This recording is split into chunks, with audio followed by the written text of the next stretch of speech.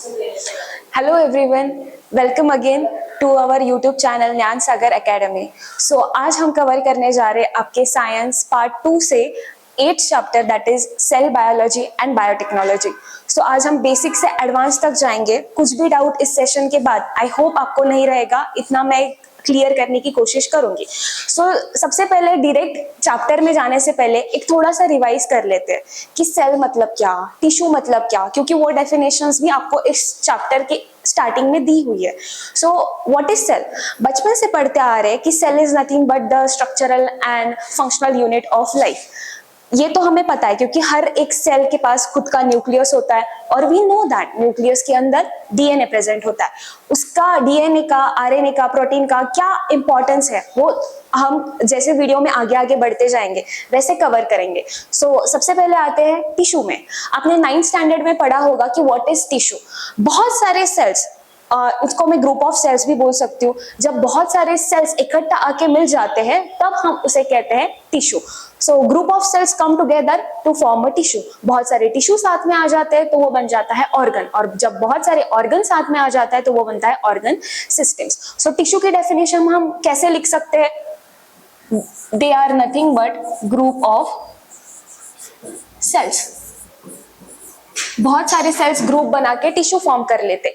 लेकिन एक्चुअली ये तो बचपन की डेफिनेशन हो गई ना, अभी हम थोड़ा 10th में है, थोड़ी हायर डेफिनेशन पढ़नी पड़ेगी।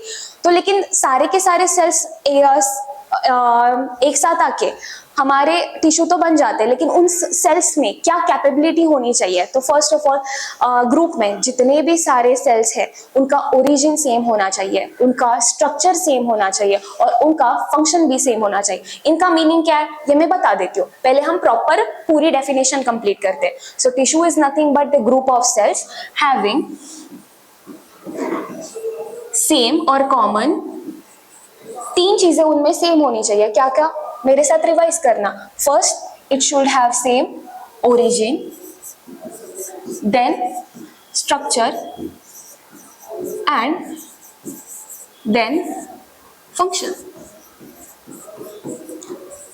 अभी इन तीनों वर्ड्स का मतलब क्या है? ओरिजिन, ओरिजिन मतलब क्या? ये कहानी हमने 3rd चैप्टर में स्टार्ट की थी। पता है, हमारा एक था, स्पर्म था, दोनों यूनाइट हुए, फर्टिलाइजेशन हुआ तो पहला प्रोडक्ट बन रहा था जाइगोट। फिर जाइगोट आगे जाके डिवाइड हो रहा था एम्ब्रियो में। एम्ब्रियो में जाके बनते हैं 3 जर्माइनल लेयर्स। ये आपने एनिमल क्लासिफिकेशन में भी पढ़ा होगा। इधर मैं थोड़ा सा आइडिया दे देती हूँ। ये हमारा एम्ब्रियो है। एम्ब्रियो में 3 तरह के लेयर्स बनते हैं जिसे कि हम जर्माइनल लेयर्स कहते हैं। जो एकदम बाहर वाली लेयर होती है उसे हम कहते हैं एक्टोडर्म। जो एकदम मिडल वाली लेयर होती है, जो कि हाँ मैंने येलो कलर से बनाई है, उसे हम कहते हैं मीजोडर्म। और एकदम इनर साइड में जो लेयर प्रेजेंट होती है उसे हम कहते हैं एंडोडर्म। ये 3 जर्माइनल लेयर्स है। एक एम्ब्रियो में ये तीनों के तीनों जर्माइनल लेयर्स फॉर्म होते ही है। बाहर वाली एक्टो, मिडल वाली मीजोडर्म और इनर वाली एंडोडर्म। अभी इसी तीनों सेल से और इसी तीनों जर्माइनल लेयर से पूरी की पूरी बॉडी की सेल्स फॉर्मेशन होने वाली है। अभी टिश्यू में इसका सिग्निफिकेंस क्या है कि सारे के सारे सेल्स सेम ओरिजिन से होने चाहिए। मतलब एक्स नाम का टिश्यू है, उधर जितने भी सेल्स प्रेजेंट है वो सारे के सारे एक्टोडर्म से ही ओरिजिनेट होने चाहिए, तब हम उसे टिश्यू में कंसीडर करेंगे। अभी सपोज वाई नाम का टिश्यू है, उसमें जितने भी सेल्स प्रेजेंट है वो सारे के सारे सेल्स मीजोडर्म से आने चाहिए।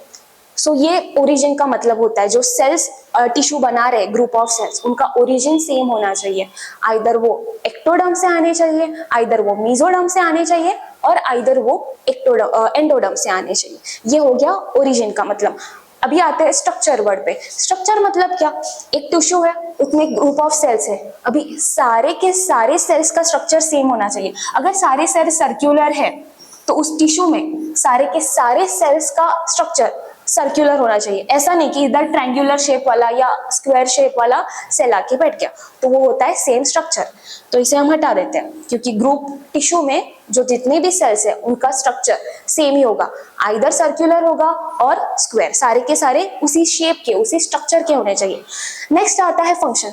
टिश्यू है ना भाई, तो सारे के सारे जितने भी सेल्स उधर प्रेजेंट है वो उस फंक्शन के लिए लॉयल होना चाहिए। अभी सपोज मान लेते हैं ये हमने टिश्यू बना लिया, सपोज ये टिश्यू है लिवर का, तो लिवर में सपोज स्क्वायर वाले सारे के सारे सेल्स प्रेजेंट है हमारे इस, तो ये इधर जितनी भी सेल्स है वो डेडिकेटेड लॉयल होने चाहिए लिवर के फंक्शन के लिए। ऐसा नहीं कि इधर का एक सेल बोल रहे हैं कि नहीं भाई मैं तो हार्ट का फंक्शन परफॉर्म करूंगा, तो वो टिश्यू में नहीं आ सकता ना।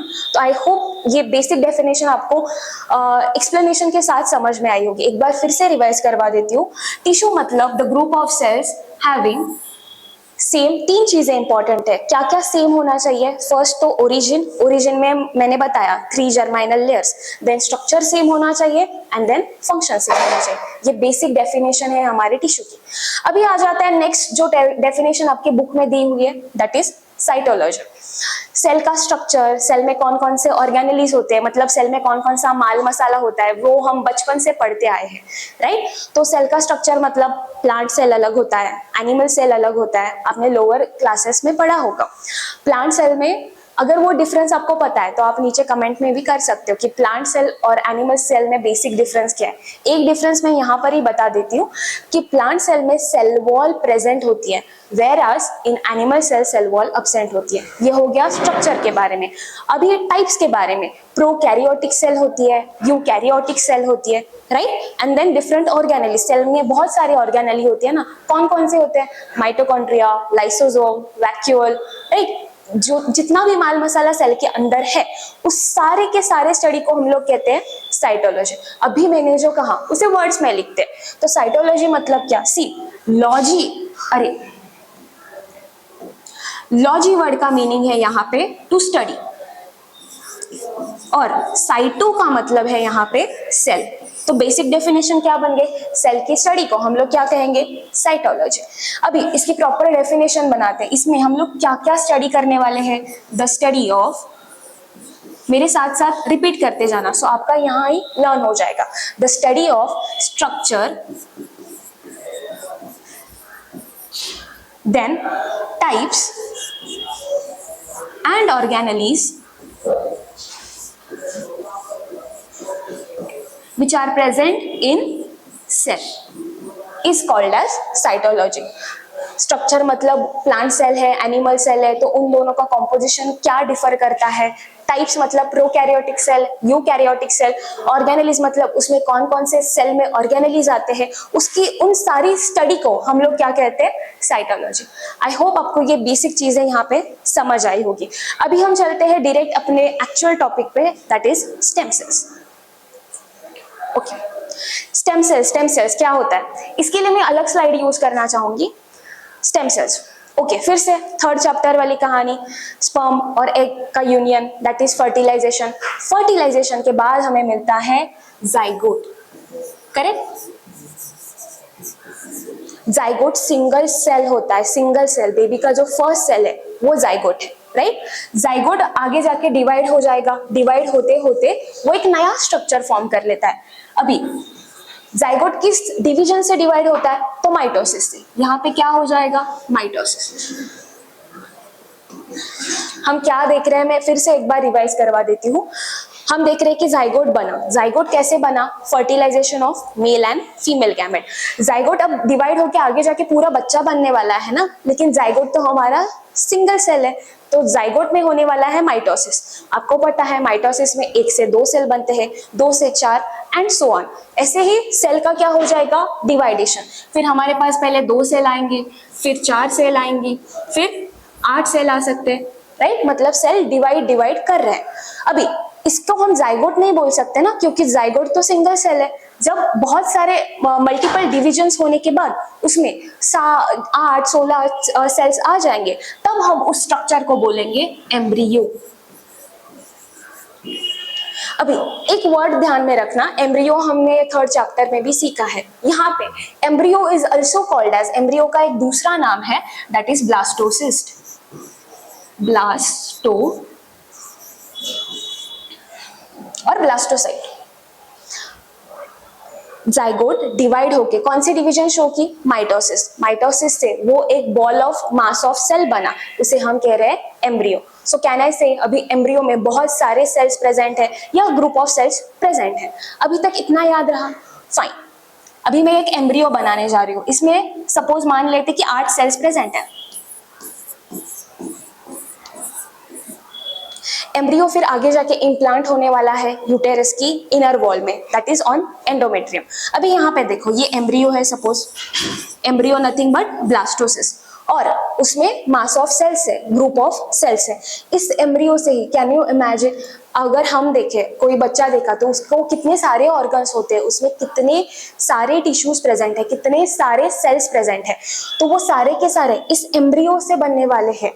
अभी हमने थोड़ी देर पहले डिस्कस किया था कि एम्ब्रियो में और क्या फॉर्मेशन होने वाला है, 3 जर्माइनल लेयर्स का, ectoderm, mesoderm and endoderm. Suppose ये एक्टो है, ये मिडल वाली मीजो है और इनर वाली एंडो है। ये सारे के सारे जर्माइनल लेयर्स बनने वाले हैं। अभी बच्चे के सारे सेल्स, सारे ऑर्गन्स इसी एम्ब्रियो में से बनने वाले हैं, राइट। अभी जो एम्ब्रियो में सेल्स प्रेजेंट है उनको हम एक स्पेशल नाम दे देते हैं, that is stem cells. Stem cells मतलब ऐसे सेल्स जहां से बॉडी का पूरा स्ट्रक्चरल ऑर्गेनाइजेशन होने वाला है। स्टेम सेल से ही हार्ट बनेगा, किडनी बनेगा, लिवर बनेगा, जो जो आप सोच रहे हो इस वक्त कि एक ह्यूमन बॉडी में प्रेजेंट होता है, वो सारा का सारा इन्हीं कुछ ball of mass of cell से बनने वाला है, जिसे हमने क्या नाम दे दिया, स्टेम सेल्स। अभी आपके बुक में कुछ एग्जांपल्स है कि लाइक एक्टोडर्म से, ये वाला एक्टो था ना, एक्टोडर्म, अभी मैं फुल नहीं लिखती, शॉर्ट फॉर्म में लिखती हूँ, एक्टोडर्म, देन मिडल वाला मेसोडर्म, और देन आता है हमारे पास इनर वाला एंडोडर्म। तो आपके बुक में कुछ स्पेसिफिक नाम दिए हुए हैं कि एक्टो से कौन से ऑर्गन बनने वाले हैं, मीजो से एंड एंडो से कौन से ऑर्गन बनने वाले हैं। सो एक्टो से जो ऑर्गन बनता है, जो हमारे बुक में दिया हुआ है, that is nothing but neuron. Ecto से क्या बनने वाला है, न्यूरॉन। न्यूरॉन आपने 9th में पढ़ा होगा। देन मीजो से क्या बनने वाला है, तो बोन। अभी बोन को हम बायोलॉजिकल टर्म यहाँ पे देते थे ऑस्टियोसाइट। बोन मतलब बोन के सेल यहाँ पे बनने वाले हैं, किस जर्माइनल लेयर से बन रहे हैं, मेसोडर्म से, सो ऑस्टियोसाइट। साइट मतलब सेल, ऑस्टियो हम लोग वर्ड यूज करते हैं रिगार्डिंग टू बोन।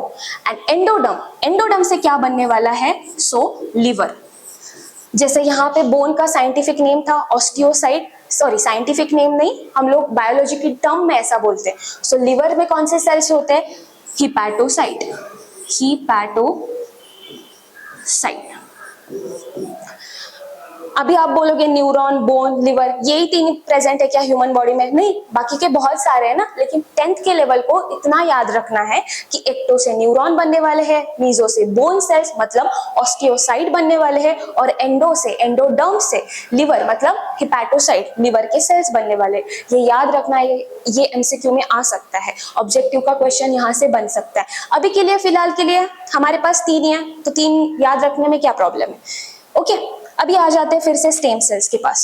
एम्ब्रियो में क्या था, मास ऑफ सेल्स था, बॉल ऑफ सेल्स में लिख सकते हो, बॉल ऑफ और मास ऑफ सेल्स। यही इसमें से कुछ सेल्स आगे गए होंगे, डेवलप हुए होंगे, और राइट क्या बनाया होगा उन्होंने, बोन के सेल्स। इसी में से ये वाला सेल गया होगा, आके डेवलप होके बन गया होगा किडनी वाला सेल। सपोज ये वाला सेल गया होगा और ये बन गया होगा अपने हार्ट का सेल। मतलब कैन आई से कि बॉडी में जितने भी अभी ऑर्गन्स में हमारे सेल है, टिश्यू में सेल्स है, उन सारे सेल का पेरेंट स्टेम सेल्स है, राइट। तो अभी देखो यहाँ पे स्टेम सेल्स को हम लोग कैसे डिफाइन कर सकते हैं। Stem cells are nothing but one cell type it's converting into another cell type. अभी ये तो स्टेम सेल था ना नॉर्मल, लेकिन ये क्या बन गया, लिवर का सेल। अभी ये नॉर्मल स्टेम सेल था, ये किसका सेल बन गया, हार्ट का सेल, राइट। तो हम लोग यहाँ पे क्या बोल सकते हैं कि a one cell type is getting converted into another cell type. और मोर स्पेसिफिकली हम लोग बोल सकते हैं कि एक अनस्पेशलाइज्ड सेल ट्रांसफॉर्म हो रहा है स्पेशलाइज्ड सेल में। यहाँ पे अनस्पेशलाइज्ड था ना, यहाँ आके क्या बन गया, स्पेशलाइज्ड, मतलब न्यूरॉन बन गया। यहाँ पे अनस्पेशलाइज्ड था, यहाँ पे आके क्या बन गया, बोन बन गया। आई होप आपको ये समझ में आ रहा होगा। इससे और एक अच्छा एग्जाम्पल मैं आपको देना चाहूंगी। सपोज अभी आप लोग स्कूल में हो, तो स्कूल में हम लोग हर सब्जेक्ट पढ़ते हैं ना, मैथ्स, बायो हो गया, हिस्ट्री, ज्योग्राफी, सब सब्जेक्ट थोड़ा थोड़ा पढ़ते हो। आप किसी में स्पेशलाइज्ड हो क्या, नहीं। मतलब आप कौन सी कंडीशन में हो यहाँ पे, स्टेम सेल्स, राइट। आप आगे जाओगे 11th 12th में साइंस लोगे, बायोलॉजी करोगे, फिर उसके बाद अगर एमबीबीएस में एडमिशन ले लिया तो डॉक्टर बनोगे, उसके बाद भी एमडी में मतलब स्पेशलाइजेशन करोगे, तब आप अनस्पेशलाइज से कैसे हो जाओगे स्पेशलाइज। बात समझ में आ रही है? तो चलो उसी से रिलेट अभी कुछ मुझे बताना है। आई होप आपको ये वाला बेसिक नॉलेज समझ में आया होगा। तो आइए स्टेम सेल्स की डेफिनेशन लिखते हैं। पहले ही मैंने क्या कहा था रे, स्टेम सेल्स मतलब क्या? अ cell, one type of cell is getting converted into one type of cell is getting converted into another type.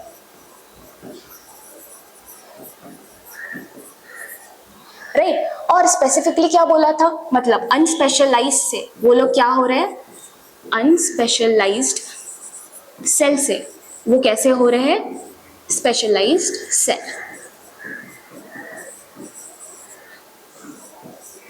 कौन हो रहा है स्पेशलाइज? Stem cells. अभी ये जो प्रोसेस है ना अनस्पेशलाइज से स्पेशलाइज बनना, इस प्रोसेस को खास नाम है, इस प्रोसेस को हम लोग कहते हैं सेल्यूलर डिफरेंशिएशन।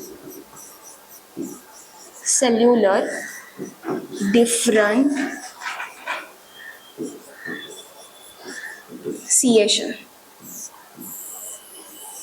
कुछ नहीं है, कुछ हार्ड नहीं है। सेल्यूलर डिफरेंशिएशन मतलब क्या? स्टेम सेल्स पहले अनस्पेशलाइज थे, वो किस में कन्वर्ट हो गए? स्पेशलाइज में। जिस प्रोसेस से कन्वर्ट हुए उस प्रोसेस को हम लोग कहते हैं सेल्यूलर डिफरेंशिएशन।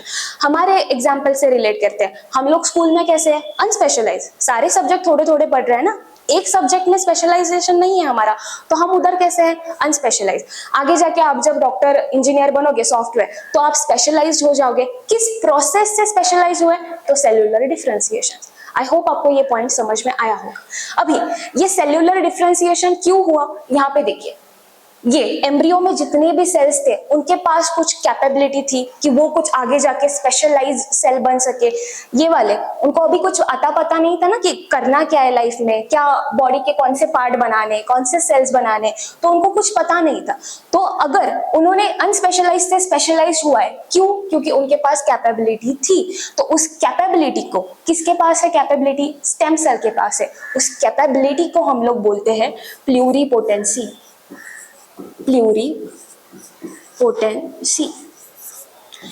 सी, जब भी बायो में कुछ हार्ड वर्ड आए तो उसको ब्रेक करके पढ़ा करो।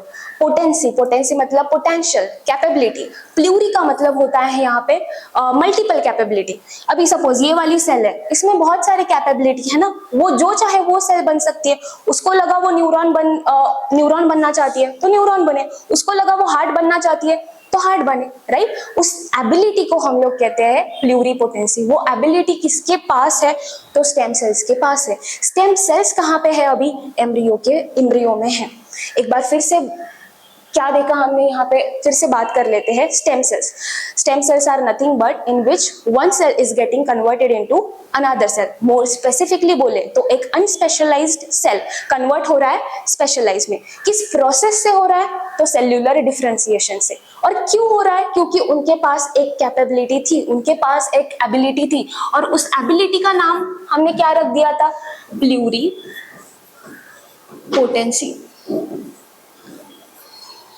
अनस्पेशलाइज से स्पेशलाइज्ड हो जाना प्रोसेस है, उस प्रोसेस का नाम सेल्यूलर डिफरेंशिएशन है। और ये क्यों हुआ? क्योंकि उनके पास वो एबिलिटी है, और एबिलिटी का नाम प्लूरिपोटेंसी है।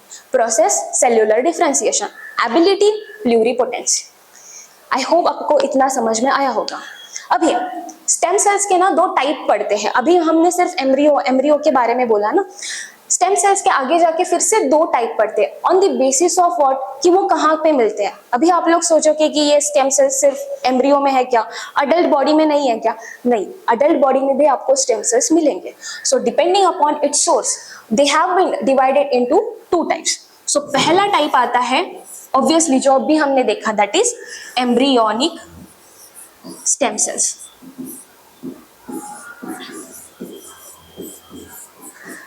एम्ब्रियोनिक स्टेम सेल्स मतलब जो स्टेम सेल्स एम्ब्रियो में मिलने वाले हैं। और सेकंड, कहाँ पे मिलते हैं? और स्टेम सेल्स एम्ब्रियो के अलावा अडल्ट में भी मिलते हैं। सो अडल्ट स्टेम सेल्स। अभी अडल्ट में एग्जैक्टली कहा, वो भी उसके बारे में थोड़ी देर में बात करेंगे। Adult stem cells.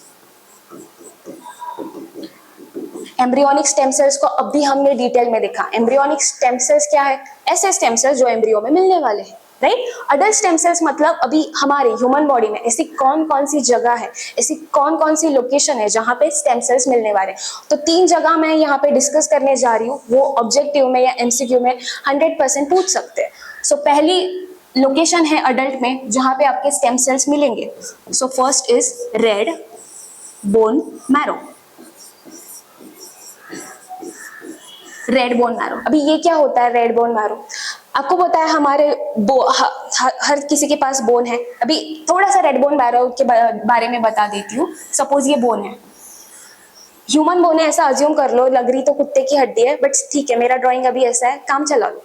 अभी ये बोन है, बोन के इस रीजन को इपीफाइसिस कहते हैं, जो आपको याद रखना बिल्कुल जरूरी नहीं है, लेकिन मेरे को मस्ती है तो मैं थोड़ा बता देती हूँ। यहाँ पे पोरस स्ट्रक्चर होता है, उस पोरस स्ट्रक्चर में एक जेली लाइक सब्सटेंस फील होता है, फील्ड होता है। उस पोरस में जेली लाइक सब्सटेंस फील्ड होता है, और उस जेली लाइक सब्सटेंस को ही हम लोग कहते हैं रेड बोन मैरो, राइट। अभी सभी के सभी बोन में रेड बोन मैरो होगा क्या? नहीं, कुछ स्पेशल बोन में। फॉर एग्जांपल हमारे वर्टिब्रल कॉलम में है, थाई बोन में है, हिप बोन में है, वहां पर ही आपको रेड बोन मैरो मिलेगा।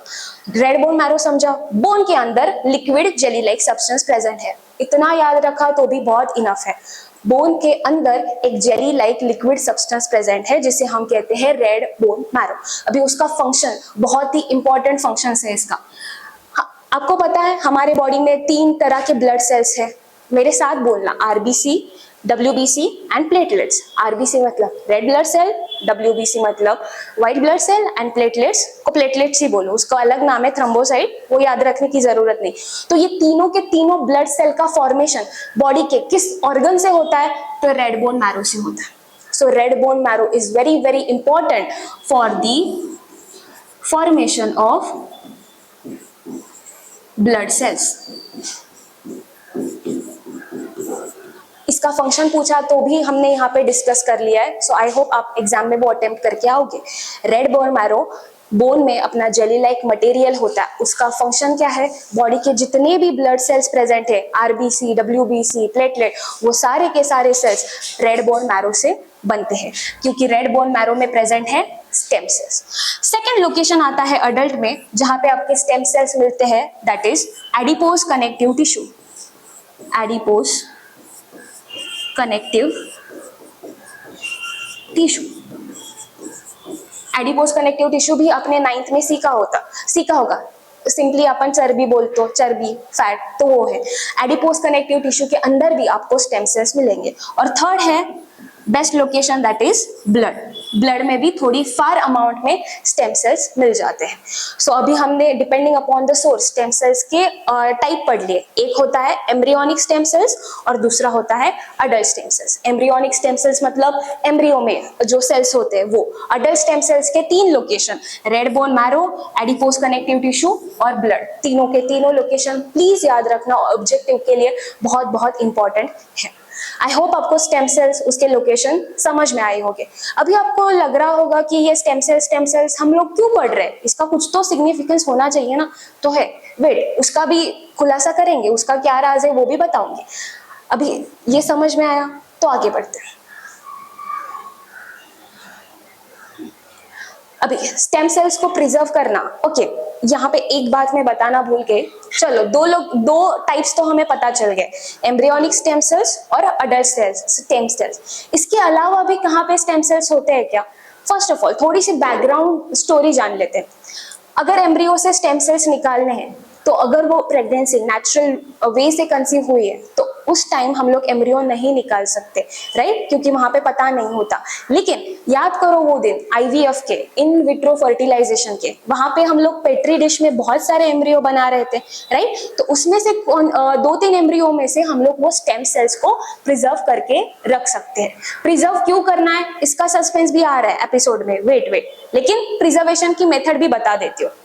प्रिजर्वेशन की मेथड कुछ हार्ड नहीं है, वैसे ही जैसे स्पर्म में हमारे स्पर्म बैग स्टोर थे लिक्विड नाइट्रोजन में, एक स्पेसिफिक टेम्परेचर था, वो टेम्परेचर आप प्लीज कमेंट में मेंशन करके जाना। अभी मैं यहाँ पे स्टेम सेल्स का प्रिजर्वेशन बता रही हूँ। सो स्टेम सेल भी कहाँ पे प्रिजर्व करते हैं, उसको लिक्विड नाइट्रोजन में प्रिजर्व करते हैं, liquid nitrogen.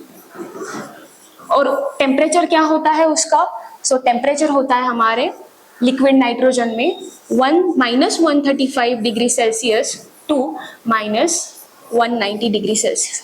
Again temperature is very very important कि स्टेम सेल का प्रिजर्वेशन किस टेम्परेचर पे किया जाता है। तो लिक्विड नाइट्रोजन में हम -135 degree Celsius to -190 degree Celsius में उसका प्रिजर्वेशन करते हैं। अभी प्रिजर्व क्यों करना है, इसके बारे में क्यों पढ़ा, उसका इंपॉर्टेंस यहाँ पे आने वाला है, दैट इज यूजेस। तो चलो यूजेस स्टार्ट करते हैं। पहला, तो अभी हम पढ़ रहे थे कि स्टेम सेल्स का प्रिजर्वेशन हमने किया, उसका इतना इंपॉर्टेंस देखा, लेकिन वो एक्चुअली क्यों प्रिजर्व करना है या क्यों हमें वो उसके बारे में सीखना है। तो स्टेम सेल्स को हम लोग बहुत ही बीमारियों में क्योर करने के लिए उसे ले सकते हैं। सो उनमें से फर्स्ट जो यहाँ पे नेम दिख रहा है कि स्टेम सेल को जब हम कोई डिसीज क्योर कराने में लगाते हैं तब उस थेरेपी को हम लोग नाम देते हैं रीजनरेटिव और सेल थेरेपी। सेल थेरेपी और रीजनरेटिव थेरेपी मतलब ऐसी थेरेपी जिसमें हम डिसीज क्योर करेंगे with the help of what, stem cells. अभी उसके कौन कौन से डिसीज में रीजनरेटिव या सेल थेरेपी यूज होते हैं उसके नाम आपको याद रखने हैं। आपके पेज नंबर 89 पे बहुत सारे डिसीजेस के नाम हैं। फर्स्ट है diabetes, then Alzheimer, Parkinson's, myocardial infection, ये बहुत सारे डिसीज है जहाँ पे हम लोग स्टेम सेल का इस्तेमाल करके उन डिसीजेस को क्योर कर सकते हैं। डायबिटीज एक ब्लड शुगर लेवल बढ़ाता है, वो वाला डिसीज है, उधर हम लोग स्टेम सेल्स इस्तेमाल कर सकते हैं। मायोकार्डियल इन्फ्रैक्शन मतलब हार्ट अटैक वाला डिसीज है, उसको भी हम स्टेम सेल से क्योर कर सकते हैं। देन अल्जाइमर मतलब आपके ब्रेन के न्यूरॉन्स डीजनरेट हो जाते हैं और इसी वजह से आपकी शॉर्ट टर्म मेमोरी पहले लॉस हो जाती है और फिर बाद में लॉन्ग टर्म मेमोरी भी वो आदमी भूल जाता है। और पार्किंसंस डिसीज में आदमी अपने हाथों पैरों की मूवमेंट नहीं कर पाता। तो इन सारे डिसीजेस में हम लोग स्टेम सेल की हेल्प से क्योर कर सकते हैं और उस थेरेपी को हमने नाम दे दिया रीजनरेटिव और सेल थेरेपी। और एक यूज क्या है स्टेम सेल का, तो टू प्रोड्यूस ब्लड सेल्स। अभी हमने देखा ना रेड बोन मैरो में स्टेम सेल्स है, तो उसकी हेल्प से हम लोग ब्लड सेल्स प्रोड्यूस कर सकते हैं। तो ब्लड सेल्स का कम हो जाना या बढ़ जाना कौन कौन सी कंडीशन है, तो हम लोग ब्लड सेल को प्रोड्यूस कर सकते हैं इन कंडीशंस लाइक एनीमिया। एनीमिया मतलब सिंपल वर्ड में खून की कमी। तो उस टाइम पे हम लोग रेड बोन मैरो की मदद ले सकते हैं क्योंकि उसमें स्टेम सेल्स है। देन सेकेंड कंडीशन आती है थैलेसेमिया। थैलेसेमिया में आपके आरबीसी का शेप चेंज हो जाता है, तो उस टाइम पे भी हम लोग स्टेम सेल्स की मदद ले सकते हैं। और थर्ड डिसीज दिया है आपके बुक में leukaemia. Leukaemia is nothing but जो हम लोग आम शब्दों में बोलते हैं ब्लड कैंसर। उसमें जो आपके WBC का काउंट है, व्हाइट ब्लड सेल, वो आपके अचानक से बहुत बढ़ जाते हैं। नॉर्मली ब्लड में WBC का काउंट कम रहता है, लेकिन in case of leukaemia WBC का काउंट हद से ज्यादा बढ़ जाता है, जो कि अच्छा नहीं है। तो उस केस में भी हम लोग स्टेम सेल की मदद कर सकते हैं। So to produce stem cells का सेकेंड यूज क्या देखा, to produce blood cell in conditions like anaemia, thalassaemia and leukaemia. ये हो गया। और हमने क्या देखा था कि कॉर्ड ब्लड से भी हम लोग स्टेम सेल्स को निकाल सकते हैं। अभी ये जो सेल्यूलर डिफरेंशिएशन की प्रोसेस थी यहाँ पे, वो एक्चुअली कौन से डे पे स्टार्ट होती है, तो याद रखना जब फर्टिलाइजेशन हो जाने के बाद 14th डे पे ये सेल्यूलर डिफरेंशिएशन की प्रोसेस स्टार्ट हो जाती है। एमसीक्यू के लिए आ सकता है। एक 14 डे हमारा वो वाला था मेंस्ट्रुअल साइकिल में, ओव्यूलेशन वाला, और यहाँ पे डिफरेंशिएशन की प्रोसेस कब हो रही है, 14 डे पे, जब फर्टिलाइजेशन हो जाए। और आपके बुक में एक लाइन लिखी गई है कि दैट इज डिफरेंशिएशन के बाद एम्ब्रियोनिक स्टेम सेल से टोटल 220 डिफरेंट टाइप्स के स्पेशलाइज सेल बन जाते हैं। कितने सेल्स बनते हैं, 220। अभी लास्ट पार्ट है ऑर्गन ट्रांसप्लांटेशन। अभी ऑर्गन ट्रांसप्लांटेशन के बारे में मुझे लगता नहीं कि इतना डीप जाने की जरूरत है, लेकिन उसमें कैसा क्वेश्चन आ सकता है। पहले ऑर्गन ट्रांसप्लांटेशन आपको पता है कितना जरूरी है आज की वक्त में। सो ऑर्गन ट्रांसप्लांटेशन हम लोग दो कैटेगरीज में डिवाइड करते हैं कि आप लोग जब एक आदमी अलाइव हो तब कौन से ऑर्गन्स डोनेट कर सकता है, और जब एक पर्सन डेड हो जाए तब कौन से ऑर्गन डोनेट कर सकते हैं। सो जब हम अलाइव है तो हम अपने स्किन का कुछ पार्ट, बाल डोनेट कर सकते हैं, ब्लड डोनेट कर सकते हैं, लीवर का हाफ पार्ट, पूरा का पूरा लीवर नहीं, लीवर का थोड़ा पार्ट, और वैसे ही लंग्स का कुछ पार्ट हम लोग डोनेट कर सकते हैं व्हेन वी आर अलाइव। और डेथ होने जाने के बाद हम लोग कौन कौन से ऑर्गन डोनेट कर सकते हैं? सो हार्ट है, आईज है, देन किडनी है, लिवर है, बहुत सारे ऑर्गन्स है जो हम मरने के बाद भी डोनेट कर सकते हैं। अभी ऑर्गन ट्रांसप्लांटेशन हमारे एक्चुअली बहुत चीज़ों पे डिपेंड करता है, सच एज कि किस रीजन से डेथ हुई है, देन डोनर और रेसिपिएंट के बीच का ब्लड ग्रुप मैच होना चाहिए, उनकी एज मैच होनी चाहिए, उनको कोई डिसीज तो नहीं है, नहीं तो ऐसा हो जाएगा कि हमने अच्छा वाला ऑर्गन ट्रांसप्लांट कर दिया और रेसिपिएंट ऑलरेडी उसमें कुछ इन्फेक्शन था तो वो वेस्ट हो जाएगा। तो आई होप आपको ये पॉइंट समझ में आया होगा। So please like, share and subscribe, और कोई भी डाउट हो तो आप हमें कमेंट में पूछ सकते हो। So thank you very much.